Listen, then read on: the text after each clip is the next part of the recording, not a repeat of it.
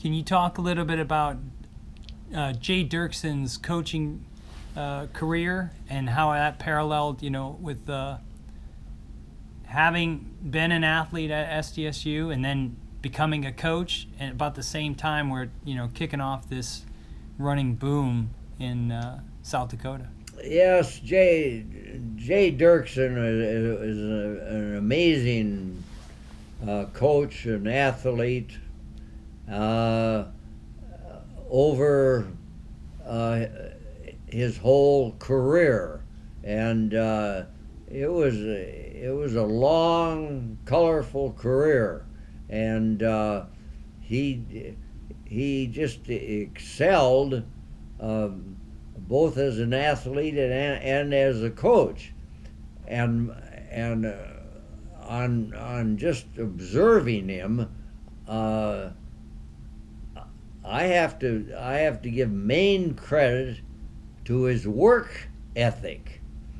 Now, the work ethic is a wonderful thing if you're a distance runner, because you have to have that. You have to put in the time. And he was a distance runner, and he put in the time, in the training time. I mean, there's just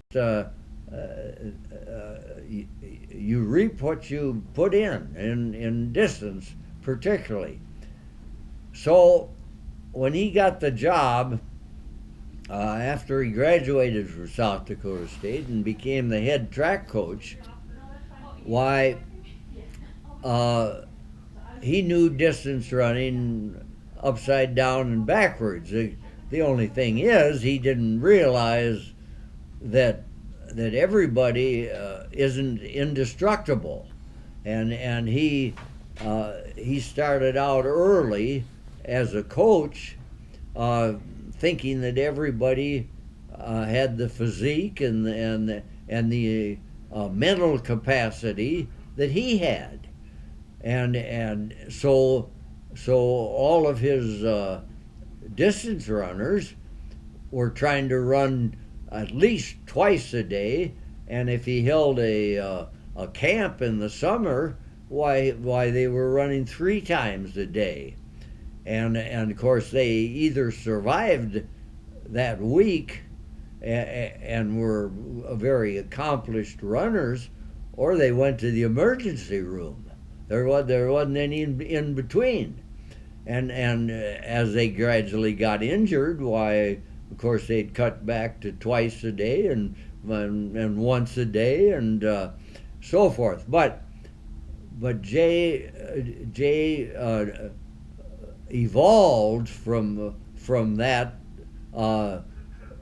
to a point where he realized that everybody's body wasn't indestructible, and that certain injuries were prevalent with some characteristics of your build, and so he was able to compromise his thinking and evolve it into everyone is an athlete, but they're an athlete in their own body, and they need different training procedures.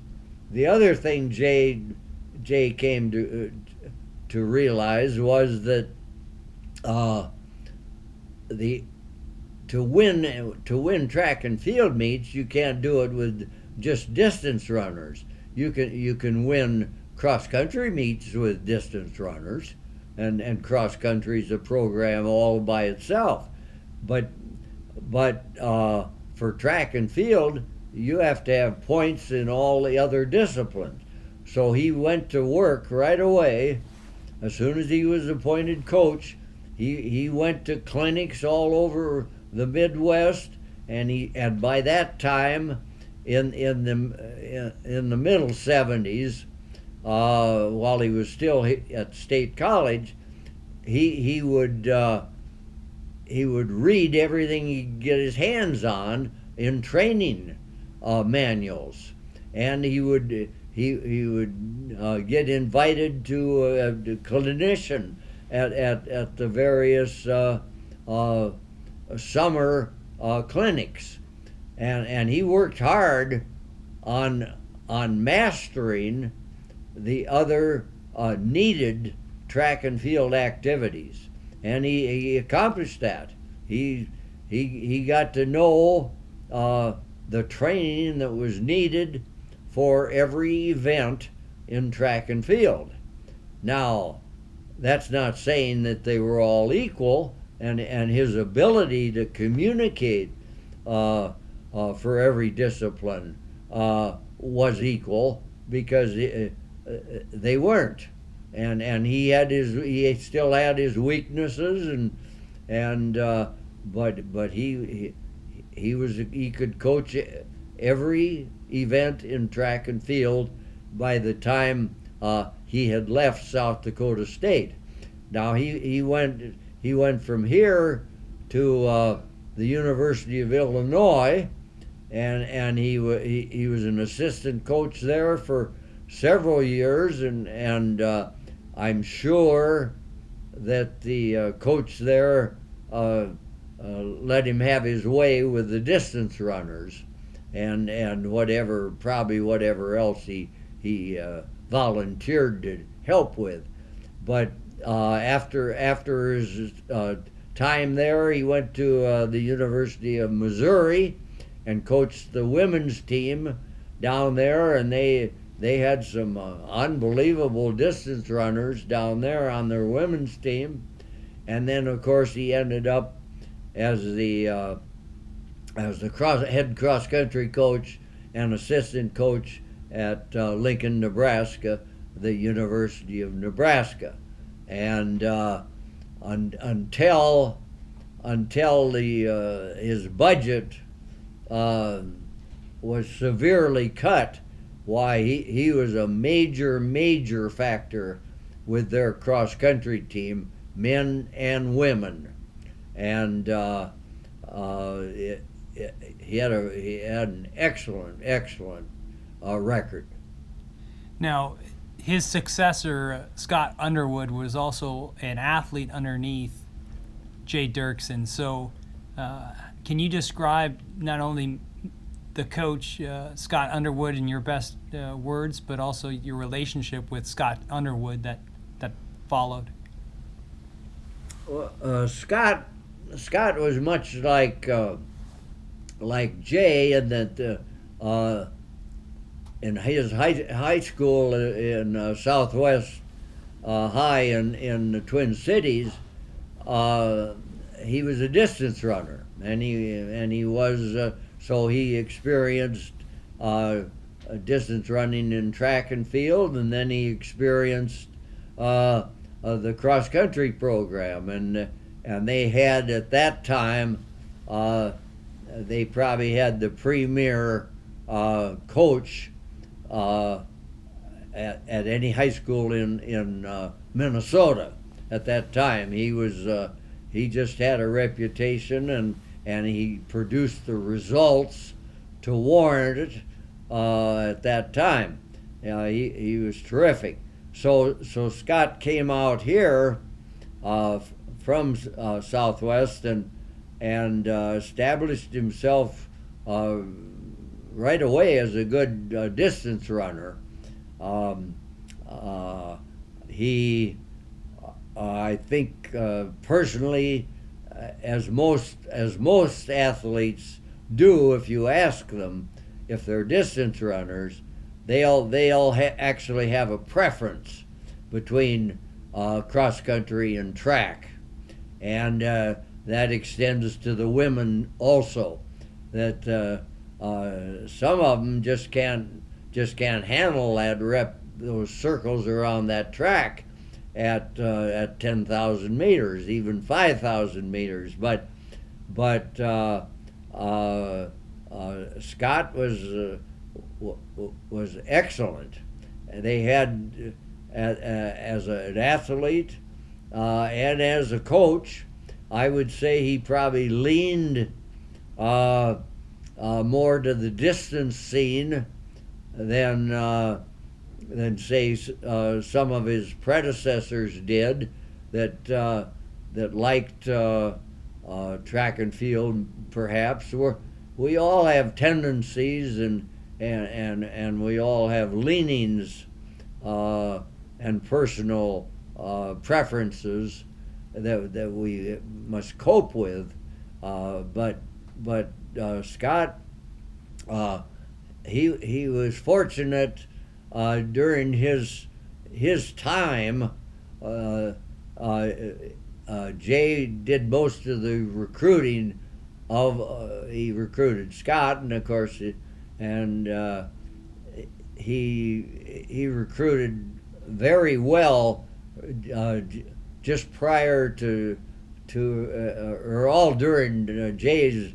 They were very tough in the distance field, so Scott kind of grew up with it, and when he got to be the head coach, why he kept the programs going very well. So it's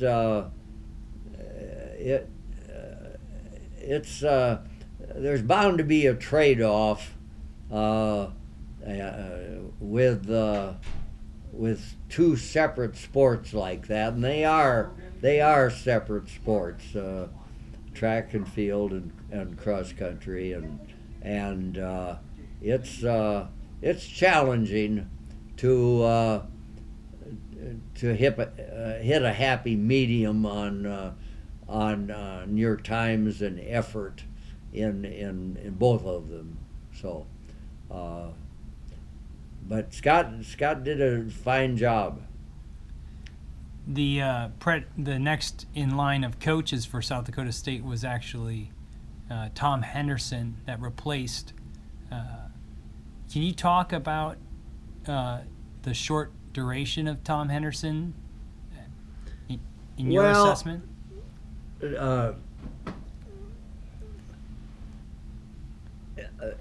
Yes, of course I can. Tom Henderson, his at the time that Scott became the head coach, why I think that his assistant coach,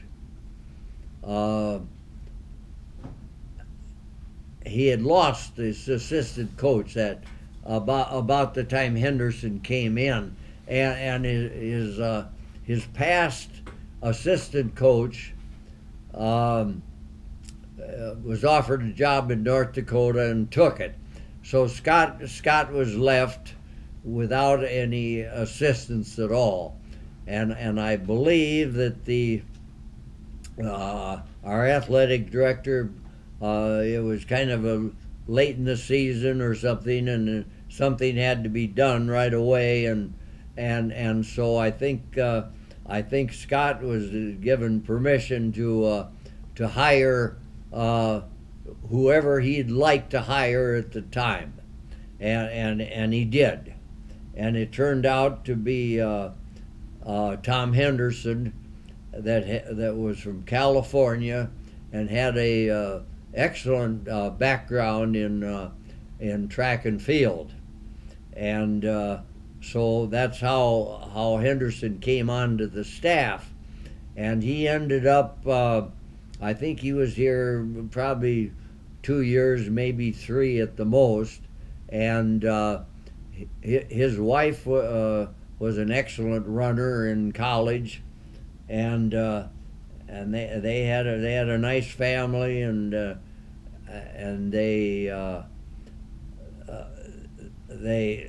I think Tom ended up, Scott, I think gave him more of a head women's cross country coach in about his last season here, and he got along well with all of the people, and he knew his stuff. He was he was a good clinician of various track and field events. So, but he had he ended up having some problems with his women's team in cross country, and he during an audit, why it was found that he was confiscating some funds, and so he left here with kind of a bad taste for everybody, and so it wasn't a pleasant reign. In the aftermath of that, Paul Danger, an alumni, Paul Danger, came back was hired as the coach. Can you talk about what that meant to have a former athlete once again come back to South Dakota State University in a time of need? Well, sure. Scott Underwood and Jay, you see all of those people, even starting with Jim Emmerich. See, they were all alumni, and they all came back as head coaches. So it was just a natural progression there for a while. Meaning Emmerich, Woodall. Now I can't be sure of Woodall.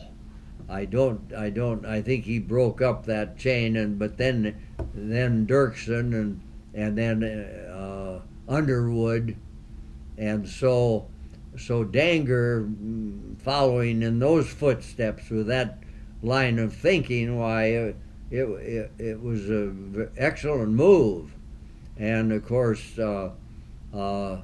Paul was very well received because he was just a good all around guy and a friendly guy, and it wasn't a difficult projection at all.